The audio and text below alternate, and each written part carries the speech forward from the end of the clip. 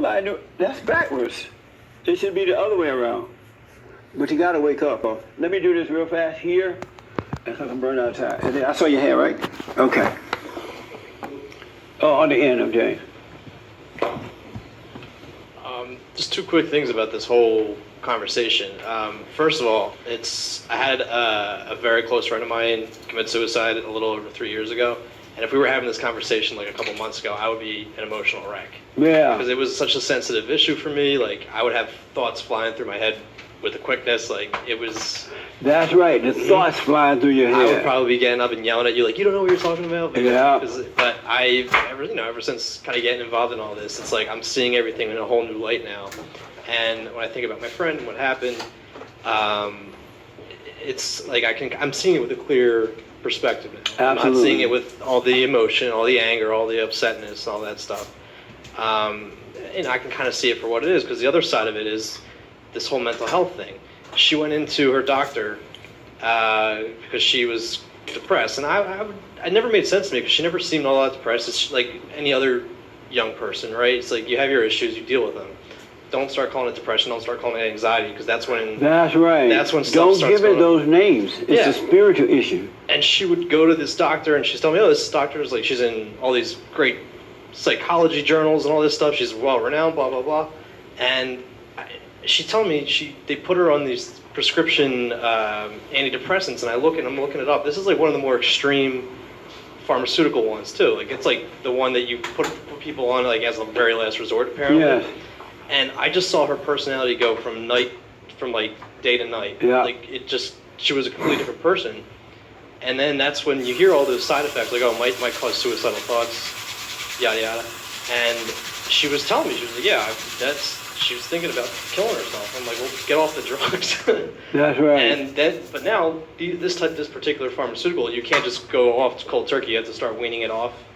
And they're saying, like, when you start weaning them off, you have to, like, really be on suicide watch, because that's when it really goes into effect. And, of course, unfortunately... That's the world for you. Yeah, that's kind of what happened. But it's just, like, it's such a mess, because this was never a thing before. And it's like, I don't want to get all conspiracy theory on you, but it's like you see how powerful these pharmaceutical companies can get. Yeah.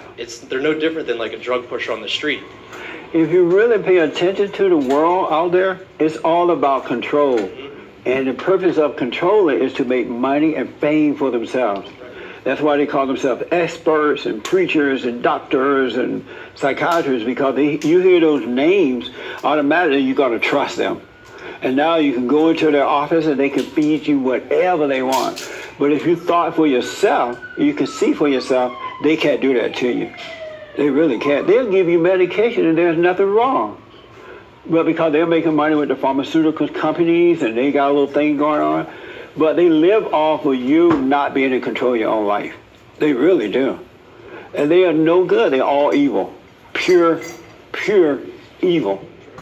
And wake up. So how smart is it to give your child antidepressant medication when they just start school? When you start school as a little kid, you love school, you run around, you're playing, you're having fun. But the experts say, oh, they have too much energy, something wrong. They have HPD or something. Or who? What? ADHD, right? Oh, and then they go, oh no, are you sure? Yes. What shall I do, doctor? Give them some pills. And now your kid walking around like a zombie. And then they grow up, become addicts. Just zombie addicts, right? And then they go out and do something wrong, kill somebody. Then they blame that on the parents, on you. They don't say, I told them. I'm sorry? I said the pill they need is the gospels. Yeah, they need parents to be perfect. With love. Perfect love. Yeah. So if you like depressed, I'm not a doctor, so don't say Dr. Jesse, right? But if you're depressed, it's because you have anger. You're separated from the life source. Like what you were saying, now you can see now why your friend did it. You can see what happened. And then you don't have to get into all that emotional stuff. The worst thing you can do is run to emotions. It darkens your way. I had a guy call my show last week and said, what would you say to someone if they were dying of cancer They have it in the bone, and they have cancer all over them. What would you say to them? I said, I would say better you than me. See? Oh my God, right? Everybody I've told that story to, right away they feel all bad. Even the guys, they feel bad. And I said, so just think about it. This person has cancer, right? How is it going to help that person for me to go, oh, I'm so sorry. Oh, Lord. Or better you than me. The person still got the cancer either way. You know what I'm saying? And if you stayed awake rather than running into those emotions, if you can help the person, you're more likely to see the right way to help them. But once you go emotional on them, there's nothing you can do. You might well have the cancer too. Because a good attitude around a sick person can help them overcome. Because a good attitude is from God, and life is in it. So a sick person would rather be around a person with a good attitude, not feeling sorry for them and all that, rather than another person, oh, poor baby. What can I do? Come here, baby. Yes, sir. Just think about that. So what do you think about my response when I said better you than me? So you said, oh. Awful response. I'm sorry? It's an awful response. It's because awful? I wouldn't say. One of my nieces has leukemia, and she's a mother and wife and a lawyer and had a good life, but she's got leukemia. Right. And I really meant I would rather have it than she has it, but I would You never would rather say have better it? you than. Well, You would rather have the than see her leukemia? sick. I mean, I've lived my life. I wouldn't make that wish if I were you. Yeah, well, You have not lived your life yet. not yet, but no, I mean, I'm older than her, so. But you still have not lived your life. No, and I'm enjoying every day. I seize the day. I have several sisters. I have like 7 sisters, right? And one of my sisters that I'm really close to has something. It may be that black people disease. What's that? Yeah, it may be that. I'm not sure, but she got something, cancer or something. So she has to have a blood transfusion 3 days a week, right? And so when I talk to her about it, I shall know, oh, poor you. I'm like, you better check yourself. Get rid of all that anger. Are you thinking about killing yourself? How are you thinking about this? What's going on? And she really appreciates that. Because the rest of the family members, they're not going to talk to her about real life and how to overcome. No, it's funny you said that because that was one of the things she has overcome. She was very angry. And we were talking about forgiveness because she was very jealous of her brother. And she let that go. And actually, she's at a stem cell and she's hanging in there. She's doing Because pretty she well. has a better chance by you telling her, Well, you know what, you need to let that anger go. Or somebody tell her, you know what, stop judging. You know, because in the light of God, all things are And possible. it was a big change in her when Yeah. she did. Yeah, And so, now she has a relationship with her brother. right on.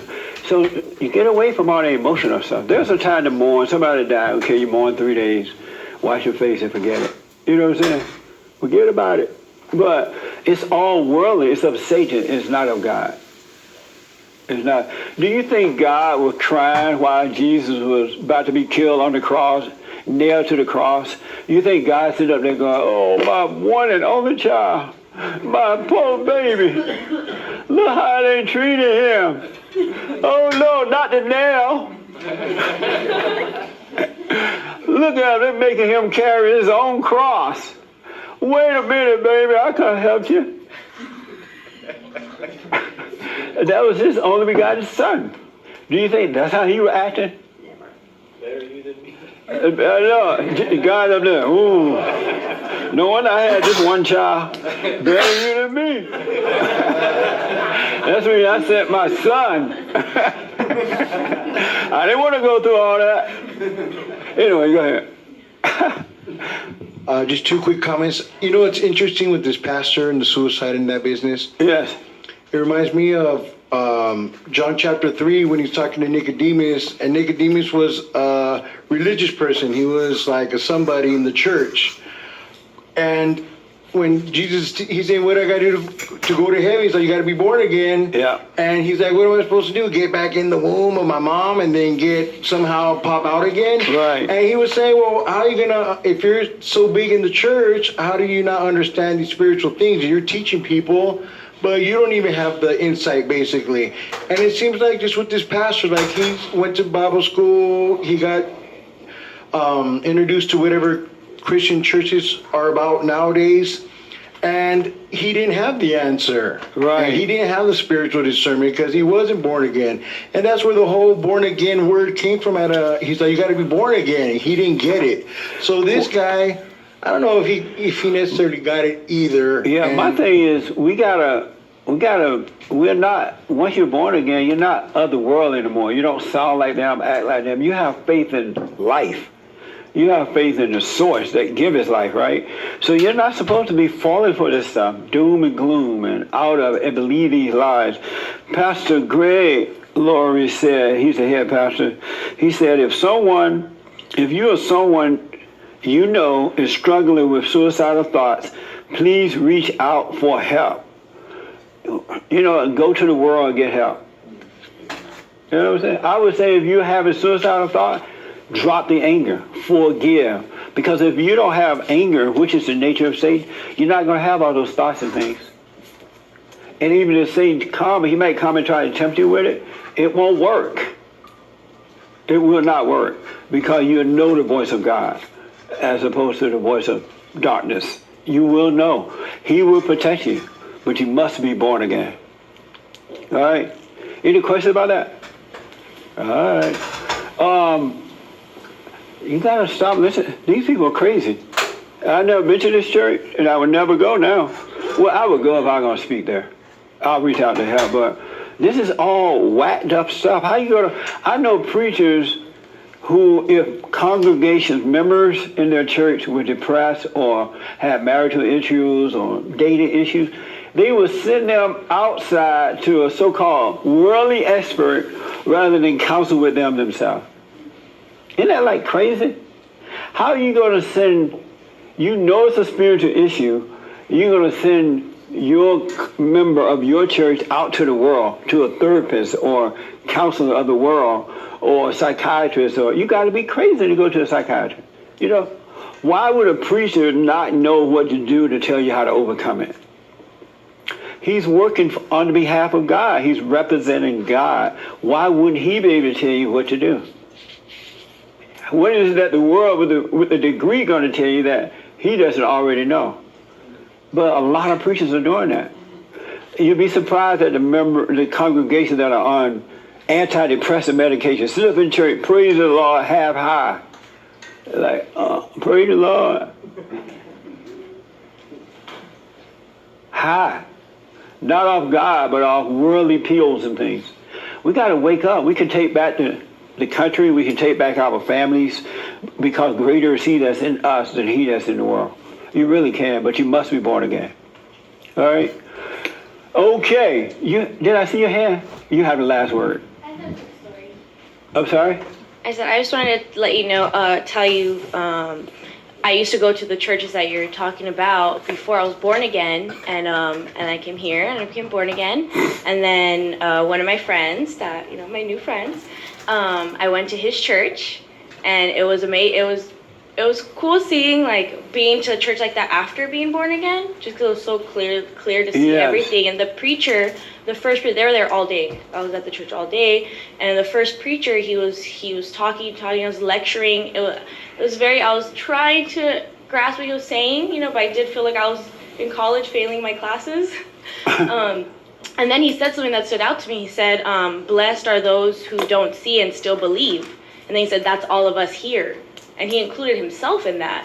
And to me, that was so shocking. I was like, are you saying you can't see and you're blind and you're trying to lead us? And he was up there talking about how the whole sermon was about rejecting God's plan. And in my head, I was just like, well, isn't he rejecting God's plan because he shouldn't be a preacher leading us to God? So he's literally talking about himself, trying to teach us, and it was just crazy. The blind leading the blind. Yeah, that's what it's all about. This is why men got to wake up, and then once the men wake up, the women will follow. really, because you are the light of the world. You must be born again. All right. I told her the last word. Did you hear me say that? I said, you have the last word. Now he raises his hand. I'm going to get yelled at, but I'm not taking anybody else's hand. Yes. I'm from the old school. I remember the old Catholic Church in the old days. They used to be the counselors whenever the family had problems, whenever the kids had problems. Yeah, you don't send them out of the church to somebody else. You would actually invite the priest to your house to bless your house, to bless the babies, and that was the thing done before they had these psychologists. And now nobody does anything. Yeah. When I was growing up, I didn't even know you could be a Christian and go to a worldly person for counseling. Matter of fact, I don't even think they counsel at my church because the parents were there, you know, the grandfathers and the grandmothers and people, they led the right way. So I don't even know if they had all that going on at that time. They just seem to be real popular now. Anyway, Victoria, what do you think about all this?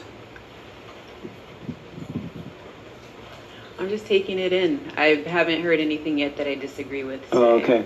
Are you aware now of Satan's voice? I am. This week in particular, yes. And did you start your business? Oh yeah, it started. Oh, you started it? Yeah, it started. Right on. So yeah, with that, it's been. Thank you. But no, with that, yeah, I don't want to elaborate, but yes, I'm very aware of when he's coming in.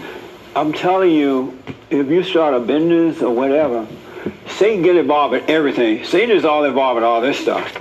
Lying about this man and all that kind of stuff, right? He gets involved with everything. When you start a business, he's going to stay busy trying to tell you what to do, what not to do, how to do it, when to do it, whatever. Not going to work. Pay him no mind. That's why God said, bring every thought into captivity. He gets involved with everything. So whatever you hear up here, don't believe it. Just simply don't believe it. And then you have faith. You'll see faith at work. Because when you doubt the lie, you can't help but believe the truth. And next thing you look around, your business will be taken off in ways you can't even imagine. I knew you were a little nervous about that at one point. So, you still nervous? Don't be nervous. Just take it. All right? But I know that's him. That's the other guy. It is. So don't pay attention to your daddy. Anybody listen to Satan, Satan is your daddy. And you're just pretending God is your daddy. All right? You can't have but one daddy. And no such thing as baby daddy mama, or whatever they call it. One daddy only, and that's God. Yes, Hermes. Before you sign out, make sure you announce the building fund. Oh, go ahead. Announce it. So we have a building fund. That's my PR guy. That's to raise funds for. We have to move out of this building by end of December, and we've already raised $22K, and we need 29 more. And then once we hit 50, we have a generous donor that's offered to match donations up to $50,000. So we have till the end of September to make that happen. So if you all could, if you haven't donated yet, please go to our rebuildingtheman.com and donate to the building fund. That's amazing. See how we needed to raise 100,000, right? So somebody said, "Oh, I'll give you 50,000 if you can match it." So we can get it up to 50,000. Stop by a pot for a month and donate that. Your pot money. Donate your pot money to Bond to get a new place. What I want to do is, first of all, thank you all for tuning in out there. Just relax, really. Just know it's a psycho-spiritual problem. It's a spiritual issue. Now, if you got bones hurting or physical problem, go to a doctor, but be careful with that. But all this emotional stuff is spiritual. It's really from Satan. Because God give you peace. Christ made a sacrifice so that we can have peace. You got to be living right, though. You can't be sleeping out of wedlock, doing pot and all that stuff and think that life, you're going to be enslaved to that, that's for sure. So, and he'll take that away from you once you're born again, all right? We provide counseling. If you need counseling, we have the best counseling service on this side of heaven.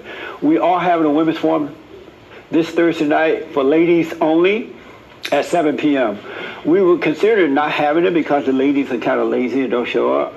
But we're going to do it just for you, if nobody else. All right, so we will be here this Thursday night at 7 p.m. So thank you, y'all. Anything else? What? Oh, Mark. You know Mark got married. Mark. Like what? The one that said he would never get married. What's Mark's last name? Hidalgo. Hidalgo. What's his name? Mark. No, we married. We have a comedian here. So Mark got married with Tuesday. Thursday. This last Thursday. Was it? Yeah. Oh yeah. So he came to the office, his fiance, his mother, and I did it upstairs in my office. And it was a very nice young lady. My first time meeting in person. I counseled with them before marriage, but she seemed like a nice young lady. So I remember Mark said he would never get married. He was done. He was about to become one of those Midtown boys. Midtowns, they don't have anything to do with women, right? And so, do you guys know who Mark is? The tall Mexican guy? He's my bodyguard. Yeah, my bodyguard's married. I'm gonna have to find a new bodyguard now. But he got married, so I wish them well. I wish him well. And so if Mark got married, everybody here has hope. You have hope. Are you guys getting married? Well, I proposed engagement. You did? Yeah. Well, no wonder you smile and look like a church lady. He proposed to you? Yeah, we went on we went on a walk last night, and yeah, he proposed. Well, that was like the most decent proposal, and yeah, it totally threw me off. So I just changed the subject. She said no. I had to sleep on it. It's like, did he really say that? But yeah, just as a woman's defense mechanism. So you didn't say yes yet? In my own way, I said yes. I said, what's there to think about, right? Does he know you said yes? in my own mysterious way. So what? My own mysterious way. I played a bunch of love songs last night, so. Amazing. Congratulations then. Amazing. That's right.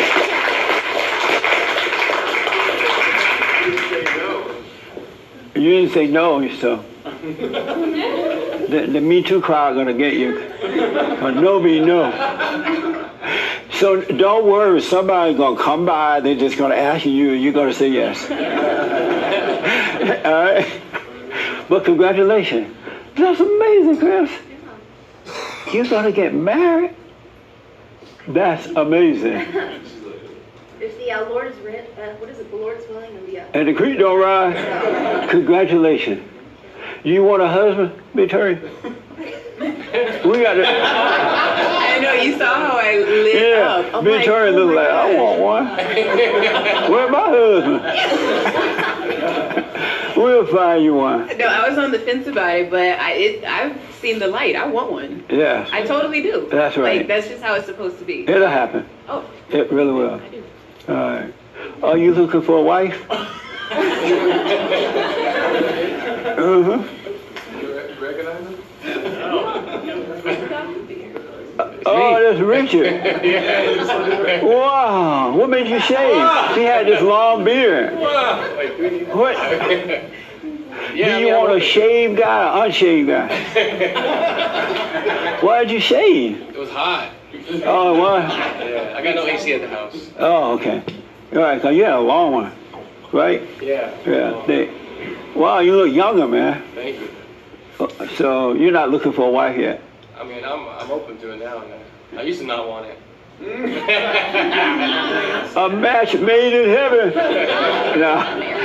No, I'm kidding. But right on. But anyway, folks, thank you all. Don't forget to donate and support Bond. We need a moving fund, also just a regular fund as well. Go to rebuildingaman.com or call 800-411-BOND. All right? Thank you for tuning in. We've got to find some more couples here. Thank you so much. Thank you all. I really appreciate it.